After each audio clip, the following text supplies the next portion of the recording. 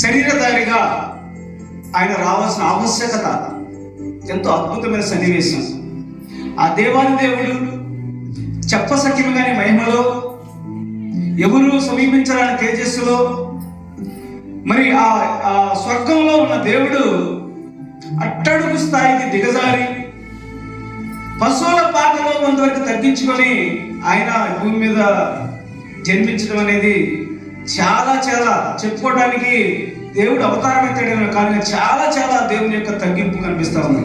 ఒక మనిషి మెట్టు పైకి ఎక్కాలని చూస్తాడు, కానీ ఆ దేవాది దేవుడు తనకున్న సమస్తాన్ని తీసుకొచ్చి పశువుల పాకలాగా వచ్చి జన్మించి తన ప్రాణాన్ని సైతం లెక్క చేయకుండా మానవ జాతి పట్ల ప్రేమను కలిగి ఆయన ఈ భూమి మీదకి అవతరించడం జరిగింది. దేవునికి స్తోత్రం కలుగును గాక. ఏదో 2000 సంవత్సరాల క్రితం క్రీస్తు జన్మించాడు అనేటువంటి అపోహలు పక్కన పెట్టాలి. ఎందుకంటే బైబిల్గా సాక్ష్యం ఇచ్చింది యేసుక్రీస్తు ప్రభువు వారు ఆది అందే ఉన్నాడని, ఆయన నిత్యుడైన దేవుడని, ఆయన దైవత్వం పరిపూర్ణత బైబిల్లో స్పష్టంగా ప్రకటించబడింది. యేసుక్రీస్తు ప్రభువు వారు సృష్టికి ముందు నిత్యుడిగా ఉన్నాడు, సృష్టి తర్వాత యుగ యుగాలు కూడా నిత్యత్వం ఉన్నటువంటి దేవుడుగా బైబిలే సాక్ష్యం ఇచ్చే అనేక వచనాలు మన ముందు సాక్షాత్కరిస్తున్నా ఉన్నాయి. కాబట్టి ఈరోజు క్రిస్మస్ లో దేవుని ప్రేమ, ఆయన మానవ జాతిని ఉద్ధరించడానికి, ఆయన భూమి మీద రావడానికి, ఆయన యొక్క ప్రేమను గురించి మనం ధ్యానం చేయడానికి ప్రయత్నం చేద్దాం. యేసుక్రీస్తు ప్రభు వారి గురించి అసలు ఏమనుకుంటుంది సమాజం, ఆనాటి శిష్యుల సమాజం యేసుక్రీస్తు ప్రభు వారి గురించి, ఆయన యొక్క బోధన గురించి, ఆయన భూమి మీద సంచరించే సమయంలో, ఆయన పరిచర్య చేస్తున్న సమయంలో ఆనాటి సమాజం యేసుక్రీస్తు ప్రభు వారి గురించి ఏమనుకుంటుంది, ఆయన శిష్యుల పట్ల ఏ విధంగా ప్రేమ చూపించాడు, ఆ సన్నివేశాల్లో కొన్ని సన్నివేశాలు మనం ధ్యానం చేసుకోవడానికి ప్రయత్నం చేద్దాం. మత్తయి సువార్త 16వ అధ్యాయం 13 నుంచి 16 వచనం వరకు చదువుకున్నాం. యేసు పిలుపుదైన కైసరయ ప్రాంతంలోకి వచ్చి, మనుష్య కుమారుడు ఎవడని జనులు చెప్పుకుంటున్నారు అని తన శిష్యులను అడగగా, వారు కొందరు బాప్తీసమిచ్చు యోహాననియు, కొందరు ఏలియా అనియు, కొందరు ఇర్మియా అనియు, లేక ప్రవక్తల్లో ఒకడనియు చెప్పుకొనుచున్నారని. అందుకైనా మీరైతే నేను ఎవడని చెప్పుకొచ్చున్నారని వారు అడిగాను. అందుకు సీమోను పేతురు, నీవు సజీవుడకు దేవుని కుమారుడైన క్రీస్తు అని చెప్పాను. పరిశీలన చేసినట్లయితే ఆ యేసుక్రీస్తు ప్రభువు శిష్యులను అడిగాడు, అసలు ఆయన నీ గురించి ఏమనుకుంటున్నారు మీరు అన్నప్పుడు అక్కడ వాళ్ళు రకరకాలుగా సమాధానం చెప్పారు. నువ్వు ఏలియావని, మరి ఇర్మియావని, ఒక రోషంగా పరిచయం చేశాడు ఇర్మియా, అలాగని యోహానని, యాక్చువల్గా యోహాను అప్పటికి చనిపోయాడు, యోహాను సీనియర్ ఎందుకంటే, మరి యోహానే తిరిగి వచ్చాడని, బాప్తిసం ఇచ్చి యోహానే తిరిగి వచ్చాడని ఫీలింగ్ లో ఉన్నారు, యోహాన్ అని అనుకుంటా ఉన్నారు. అయితే వాళ్ళందరూ అట్లా అనుకుంటే మీరేమనుకుంటారని శిష్యులు అడిగినప్పుడు మరి పేతురు చెప్తున్న మాట, నీవు సజీవుడైన దేవుని కుమారుడివి, యు ఆర్ గాడ్ సన్ అని చెప్తా ఉన్నాడు. అయితే ఈనాటికి ఏనాటికి ఇప్పటికీ యేసుక్రీస్తు ప్రభువు వారి గురించి ప్రశ్న నీలో, నాలో, సంఘంలో, క్రైస్తవుల్లో, క్రైస్తవేతరులలో మరి యేసు ఎవరు అనేది ప్రశ్నగానే మిగిలిపోతా ఉంది. యేసు ఎవరు అని హిందువులను అడిగితే వాళ్ళు చెప్తారు, అన్యజనులు, యేసు మంచి బోధకుడు, మంచి టీచరు, మంచి బోధన చేశాడు, సమాజాన్ని ప్రభావితం చేసే బోధన చేశాడు యేసు ప్రభు అని హైందవులు చెప్తారు. ముస్లింలు అడిగితే, ఆ ఇస్లాం ముస్లింలు అడిగితే వాళ్ళు చెప్తారు, ఒక ప్రవక్త, మంచి ప్రవక్త, మహమ్మద్ ప్రవక్త కంటే ముందు వచ్చినటువంటి గొప్ప ప్రవక్త, మంచి బోధన చేశాడు, చనిపోయిన వారి సైతం వాళ్ళు లేపాడు అని వాళ్ళు చెప్తారు. నాస్తికులను అడిగితే యేసు ప్రభు వారి గురించి వాళ్ళు ఏం చెప్తారంటే, ఆనాటి రోమా సామ్రాజ్యం మెడలో ఉంచి సమాజాన్ని విడుదల చేస్తున్నాడానికి వచ్చినటువంటి గొప్ప విప్లవకారుడు, రివోల్టర్ అని వాళ్ళు నాస్తికులు చెప్తా ఉంటారు. అయితే ఈనాటి ప్రశ్న, మనం యేసు గురించి ఏమనుకుంటా ఉన్నాం, చరిత్ర ఏమనుకుంటుంది యేసుక్రీస్తు ప్రభు వారి గురించి, పాత నిబంధన ప్రాఫెసీ ఏం చెప్పింది, కొత్త నిబంధన యేసుక్రీస్తు ప్రభువు నుంచి ఏమి డిక్లేర్ చేసింది? ఈరోజు యేసును ఎలా స్వీకరిస్తా ఉన్నాం మనం? యేసు ఎవరు అంటే మనకు ఏ ఆన్సర్ ఉంది?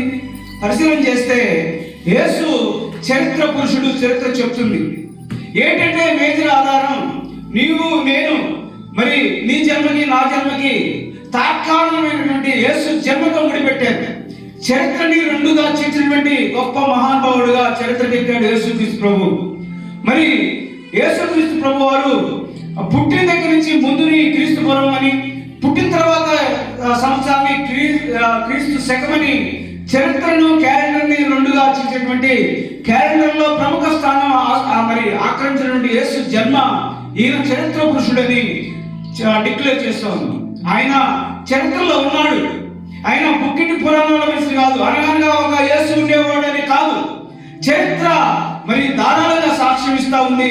ఆయన చరిత్రలో ఉన్న వ్యక్తిగా చరిత్ర సాక్ష్యం ఇస్తా ఉంది. ఇంకా చూస్తే యేసు ప్రవచన పురుషుడు. యేసు జన్మించక ముందే 700 సంవత్సరాల క్రితం యెషయా ప్రవచించాడు.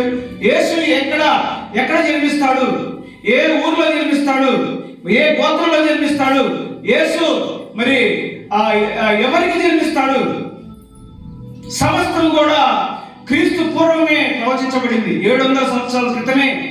ఈరోజు నువ్వు నేను ఈ భూమి మీద జన్మిస్తే పుట్టిన దాకా ఎవరు పుట్టామో తెలియదు, మనకు ఎక్కడో తెలియదు. కానీ యేసు జన్మ 1000 సంవత్సరాల క్రితమే మరి ఆ పాత నిబంధనలో ప్రవచించబడింది. ఆ ప్రవచన నెరవేర్పు కొత్త నిబంధనలో చూసాం మనం. యేసు యూదా గోత్రంలో పుట్టాడు. యేసు బెత్లెహేము అనే ప్రాంతంలో పుట్టాడు. ప్రపంచం నడిబొడ్డున జన్మించాడు. యేసు మానవ జాతిని ఉద్ధరించడానికి భూమి మీదకి శరీరధారిగా అవతరించాడు అని బైబిల్ ఘోషిస్తా ఉంది. అదే జరిగింది. అదే క్రిస్మస్. దేవుని నామానికి మహిమ కలుగును గాక. యేసు ప్రవచన పురుషుడు, యేసు చరిత్ర పురుషుడు. యేసు గురించి మన భావన ఎలా ఉంది? ఈరోజు యేసు శరీరధారిగా భూమి మీదకి ఎందుకు వచ్చాడో ఆవశ్యకత చూస్తే చాలా చాలా రీజన్స్ ఉన్నాయి. ప్రముఖమైన రీజన్ విశ్వ మానవాళి పాప క్షమాపణ నిమిత్తం దేవుడు మానవుడిగా అవతరించాల్సి వచ్చింది. దేవుడికి మానవుడికి మధ్య ఉన్నటువంటి ఆ ప్రతిక్రమం వచ్చిన పాపాన్ని తీసివేయడానికి మానవుడు మానవ శరీరంతోనే పాపాన్ని పరిహారం చేయాలి. ఆ పరిహారార్థం ఆయన శరీరధారిగా ఈ భూమి మీదకి వచ్చాడు అన్న విషయాన్ని స్పష్టంగా బైబిల్ చెప్తుంది. అనేకమైన అనుభవాలు మనం చూస్తాం. యేసుక్రీస్తు ప్రభు వారు మరి దాసత్వంలో ఉన్న మానవుడిని విడిపించడానికి భూమి మీదకి వచ్చాడు. యేసుక్రీస్తు ప్రభు వారు అనేక రీజన్స్ ఈ భూమి మీద రావడానికి, మనకు సమీప బంధువుగా మనం విడుదల చేయడానికి ఆయన భూమి మీదకి అవతరించాడు. యేసు ప్రభు మానవ జాతి పట్ల దేవునికి మానవునికి సమాధానం వచ్చడానికి భూమి మీదకి వచ్చాడు. చాలా రీజన్స్ ఉన్నాయి యేసుక్రీస్తు ప్రభు వారు శరీరధారిగా భూమి మీదకి వచ్చాడు అనేదానికి. చాలా మంది అడుగుతూ ఉంటారు, దేవుడు ఏంటి శరీరాన్ని ధరించుకొని రావడం ఏంది, రక్త మాంసాలతో పుట్టడం ఏంది, ఎందుకు కాలాతీతమైన దేవుడికి కాలంతో లింకు పెట్టుకొని ఎందుకు రావాల్సి వచ్చింది, ఎందుకు తగ్గించుకోవాల్సి వచ్చింది, ఇదంతా ట్రాష్, ఇదంతా కరెక్ట్ కాదు, జీసస్ క్రైస్ట్ అనే వ్యక్తే భూమి మీద లేడు అనేటువంటి వాదనలు అనేకమైన విషయాలు చెప్తా ఉంటాయి. యేసుక్రీస్తు ప్రభు వారు భూమి మీద మానవుడిగా అవతరించడానికి అనేక రీజన్లు బైబిలే సాక్ష్యం ఇచ్చింది. చిత్తదేవుడైనటువంటి రెండవ దేవుడు కుమారుడు భూమి మీద మానవుడిగా అవతరించాల్సినటువంటి సందర్భాలు అనేకమైన బైబిలే సాక్ష్యం ఇచ్చింది. ఈరోజు నువ్వు నేను ఆ గొప్ప దేవుడు ఈ భూమి మీదకి రావడానికి పురస్కరించుకొని మన హృదయాల్లో గొప్ప పండుగ చేసుకోవాలి.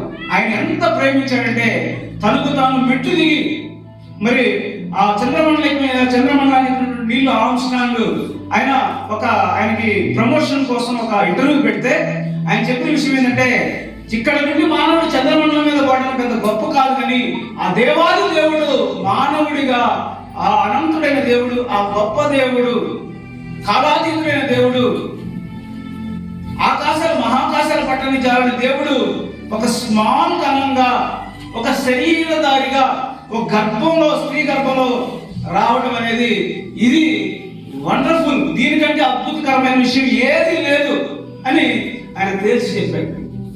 దేవుని నామానికి మహిమ కలుగును గాక.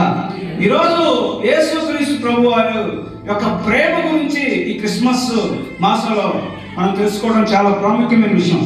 యోహాను సువార్త 3వ అధ్యాయం 16వ వచనాన్ని ఒకసారి చదువుదాం.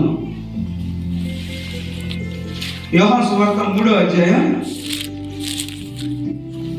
16వ వచనం. దేవుడు లోకమును ఎంతో ప్రేమించెను కాక ఆయన తన అద్వితీయ కుమారునిగా పుట్టిన వాని యందు విశ్వాసించు ప్రతివాడును నశింపక నిత్య జీవం పొందినట్లు ఆయనను అనుగ్రహించెను. దేవుడు మనకి మహిమ కలుగును గాక. దేవుడు లోకాన్ని ఎంతో ప్రేమించాడు.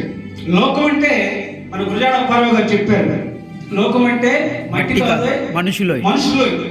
ఈ లోకంలోని మనుషుల్ని దేవుడు మరి అగాపే ప్రేమతో ప్రేమించాడు, అవధులు లేని ప్రేమతో ప్రేమించాడు. అందుకోసమే తన కుమారుడిని మరి తండ్రి అయిన దేవుడు మానవ జాతి కోసం అంకితం చేస్తూ ఈ భూమి మీదకి ఆయన పంపించాడు. దేవుని ప్రేమ ఈ క్రిస్మస్ లో మనం దేవుని ప్రేమను ఎంతో చూడగలం. ఆయన భూమి మీద 33 సంవత్సరాలు జీవించి అద్భుతమైన ప్రేమను ఆయన కనపరిచాడు. మనిషి ప్రేమ, what is the difference between human love and God's love? దేవుని ప్రేమకు మనిషి ప్రేమకు తేడా కనుక మనం చూసినట్లయితే కొన్ని పాయింట్లు మనం చూద్దాం. 2-3 పాయింట్లు మనం చూడడానికి ప్రయత్నం చేస్తే, దేవుని ప్రేమ కండిషనల్, షరతులతో కూడింది. మనిషి ప్రేమ హ్యూమన్ లవ్ అనేది షరతులతో కూడింది, ప్లస్ అది పరిమితమైనది. మరి దేవుని ప్రేమ ఇది అన్కండిషనల్ లవ్, షరతులు లేనిది, అపరిమితమైన ప్రేమ. ఈరోజు మనం పరిశీలన చేసినట్లయితే ఈ లోకంలో మనం ఎవరు ప్రేమించేవాడు కండిషనల్ ప్రేమిస్తారు. మంచి అందం ఉంటేనో, మంచి సౌండ్ డబ్బు ఉంటేనో, వారి యొక్క బ్యాక్గ్రౌండ్ బట్టో ప్రేమిస్తారు. కానీ దేవుడైతే నువ్వు ఏ స్థితిలో ఉంటా కండిషన్ లేదు, ఆయన ప్రేమకి కండిషన్ లేదు. నువ్వు ఎలా ఉన్నా, ఏ స్థితిలో ఉన్నా దేవుడు నిన్ను నన్ను ప్రేమిస్తాడు. అది మానవుని ప్రేమకు దేవుని ప్రేమకు మధ్య ఉన్నటువంటి ప్రేమ. తల్లిదండ్రుల యొక్క ప్రేమలో పక్షపాతమైన ఉండొచ్చు కానీ, అన్నదమ్ముల ప్రేమలో పక్షపాతమైన ఉండొచ్చు కానీ, బంధుమిత్రుల ప్రేమలో పక్షపాతమైన ఉండొచ్చు కానీ, దేవుని ప్రేమలో పక్షపాతం అనేది లేదు, షరతులు లేవు. నువ్వు ఏ కండిషన్లో ఉన్నా, ఏ స్థితిలో ఉన్నా నిన్ను స్వీకరించి ప్రేమిస్తాడు. యేసుక్రీస్తు వారు భూమి మీద జీవించినప్పుడు అదే ప్రేమను మానవ జాతి పట్ల కనపరిచినటువంటి అనేకమైన ఉదాహరణలు బైబిల్ గ్రంథంలో మనం చూస్తాం. రెండో విషయం వచ్చేసి ఆయనది హ్యూమన్ లైఫ్ లో మానవుడి యొక్క ప్రేమ స్వార్థంతో కూడింది, సెల్ఫిష్. అయితే దేవుని ప్రేమ మరి సాక్రిఫిషియల్, అంటే త్యాగపూరితమైన ప్రేమ. మనిషి ప్రేమ స్వార్థంతో కూడింది.